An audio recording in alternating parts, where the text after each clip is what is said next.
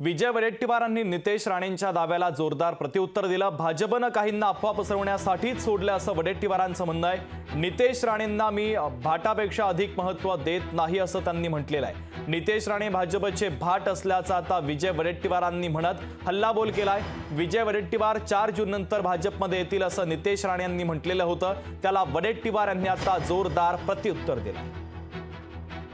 दरम्यान या संदर्भात विजय वडेट्टीवार यांच्यासोबत संवाद साधला आमचे प्रतिनिधी ज्ञानेश्वर पवार यांनी। पाहूया।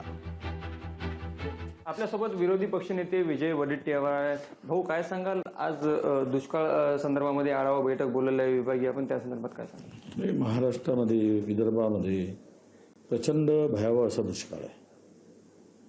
कोरडा दुष्काळ होता, मधामध्ये ओले पडले, त्याच्यामुळे शेतीचं नुकसान झालं। मधामध्ये अवकाळी पाऊस आला, त्यामध्ये फार नुकसान शेतकऱ्यांना सहन करावं लागलं। झाडाच्या फळबागा सुकल्या आहेत, अनेक पीक हातातून गेलेलं आहे। केळी पिकांना फटका बसला, तुमच्या मराठवाड्यामध्ये डाळिंब आणि मोसंबीला फटका बसला। तर या संदर्भात प्रदेश काँग्रेसने विभागीय 5 कमिट्या घोषित केल्या। त्यामध्ये नागपूर विभागाची कमिटी आहे, त्याचा अध्यक्ष म्हणून मला नियुक्ती केलेली आहे आणि या समितीच्या माध्यमातून आम्ही आज बैठक लावलेली आहे। बैठकीमध्ये सर्व वरिष्ठ नेते काँग्रेसचे येणार आहेत। निलेश राणे यांनी काल एक वक्तव्य केले की 4 जूनच्या निकालानंतर विजय वडेट्टीवार भाजपमध्ये प्रवेश करतील। असे त्यांचे वडीलच 1.5 लाख मतांनी रत्नागिरी सिंधुदुर्गातून राणेसाहेब हारत आहेत। आता ते जहाज बुडताय, तर कशाला उगीच बुडत्या जहाजामध्ये कोणी जाईल काय?